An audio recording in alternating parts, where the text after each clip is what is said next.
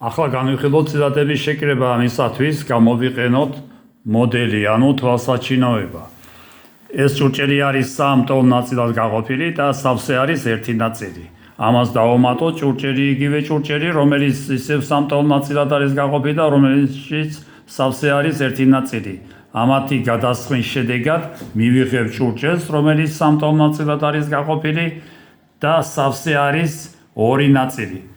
ამ თვალსაჩინოების შესაბამისი მათემატიკური ჩანაწერი იქნება 1/13, დავუმატოთ 1/13, ეს უდრის 1 + 1 იქნება წილადის ხაზზე მუდმივ რიცხვში, ხოლო მნიშვნელში ისევ 3 დარჩება. ეს უდრის 2/13. ანუ ჩვენ მივიღეთ ტოლმნიშვნელიანი წილადების შეკრების წესი. აქ მნიშვნელში არის 3, აქაც მნიშვნელში არის 3, ამიტომ მათ ეწოდება ტოლმნიშვნელიანი წილადები. ახლა განვიხილოთ მეორე თვალსაჩინოება.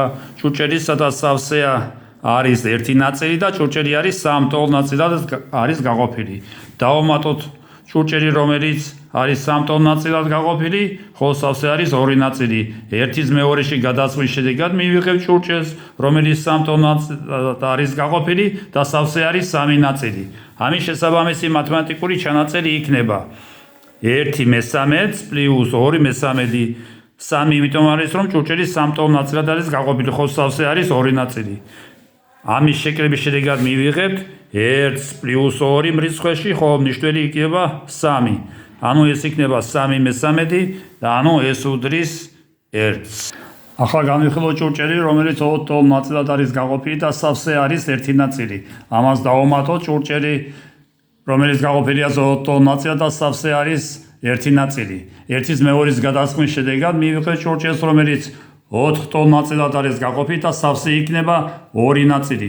ამის შესაბამისი მათემატიკური ჩანაწერი იქნება წილადის ხაზი, რადგან ჭურჭელი 4 ტოლ ნაწილად არის გაყოფილი, მნიშვნელში იქნება 4, რადგან სავსე არის ერთი ნაწილი, რიცხვში იქნება 1. 1/4 + 1/4. ეს უდრის. რადგან ჭურჭელი 4 ტოლ ნაწილად არის გაყოფილი ორივე ჭურჭელი, ამიტომ აქ რიცხვში არის 4, ხოლო რიცხვში წილადის ხაზის ზევით იქნება 1 + 1, ანუ 2/4.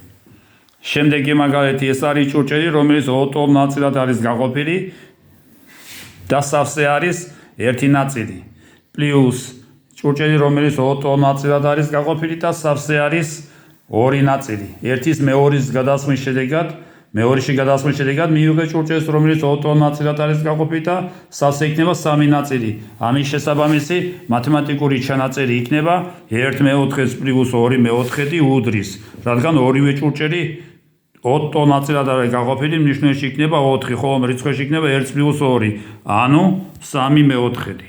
საბოლოო ჯამში ჩვენ მივიღეთ ტოლმნიშვნელიანი წილადების შეკრების წესი. ეს წილადი არის a შეფარდებული x-თან, დავუმატოთ b შეფარდებული x-თან. აქ ნიშნულში არის x, მეორე წილადში, პირველ წილადშიც ნიშნულში არის x, ამიტომ მათ ტოლმნიშვნელიანი წილადები ეწოდება. ეს უდრის წილადის ხაზი, ზევით იქნება a + b, ანუ რიცხვში იქნება a + b, ხოლო ნიშნულში იქნება x. ოღონდ ერთი პირობით x უნდა იყოს 0-საგან განსხვავებული. ეს მათემატიკურად ასე ჩაიწერება x განსხვავებულია 0-საგან.